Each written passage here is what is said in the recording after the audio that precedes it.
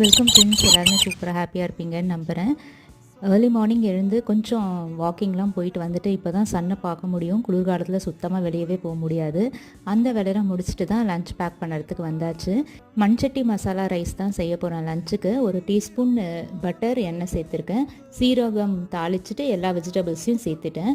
இது நல்லா வதங்கினதுக்கப்புறமா எல்லா மசாலாவையும் வந்து அரை டீஸ்பூன் சேர்த்துருக்கேன். ஒரே ஒரு டேபிள் ஸ்பூன் வந்து தண்ணி. இப்போது வடித்த சாதம், கொத்தமல்லி, பன்னீர். இது வந்து பாசுமதி ரைஸ் தான். இந்த மாதிரியும் வந்து இங்கே கிடைக்கும். நமக்கு ரொம்ப லாங் ரைஸாக இருந்தால் வந்து சாப்பிட முடியாது அப்படின்றதுனால இந்த ரைஸ் நான் வாங்கிப்பேன். கொஞ்சம் உடச்சா மாதிரி இருக்கும். அதே பாசுமதி லாங் கிரெயின் ரைஸ் வாசனை தான் இருக்கும்.